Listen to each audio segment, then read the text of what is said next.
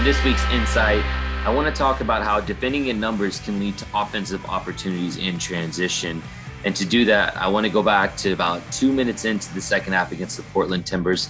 Portland, keep in mind, is up 1-0. The teams have just come out of the break. And whatever Gary Smith had said to the team really showed, because early on, they got arguably their best chance of the second half to go and get the game's equalizer.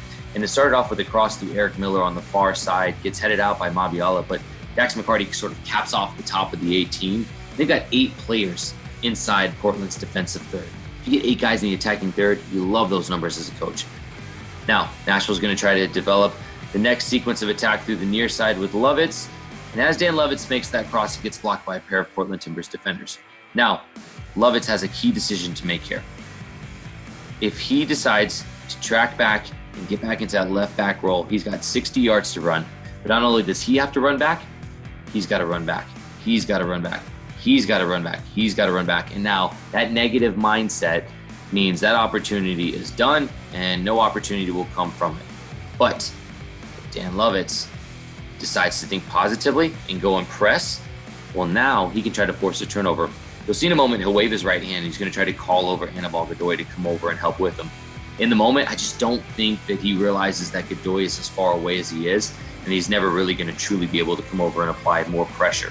So Diego Chara, he breaks the pressure. Now he starts to dribble forward. Tries to find Diego Valeri, but it's overhit. Dave Romney's tucked over from the left center back roll. Did a brilliant job of covering for his teammates Lovitz as he's higher up the field. Now, this is what we talk about defending in numbers. Lovitz tracking back. Anibal Godoy, center mid, is right here. The two of them are going to go and press against Jimmy Chara. But Dax McCarty right here, this is the key, because he's the third man here.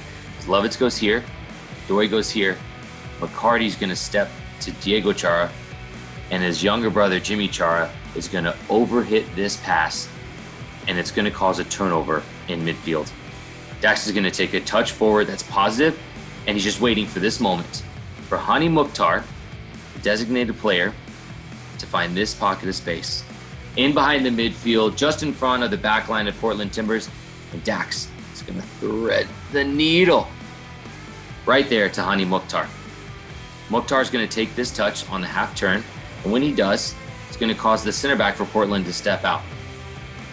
Now, because David Akam is tucked in, Brando Leal has all sorts of space to go forward, and he's going to get brilliant opportunity to try and go and get the equalizer for Nashville SC.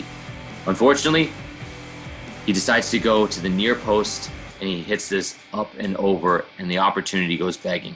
For me, I would have loved to seen this shot go to the back post, because you would have had 1, 2, 3 Nashville SC players right there to try to follow up if Steve Clark is able to just get a hand on it, force a rebound. Would have been an easy tap in. Doesn't happen. It's the wrong option in the end for Brando Leal, but everything about this play is brilliant by Nashville SC. Causes one of the best opportunities because they defended in numbers as a group collectively.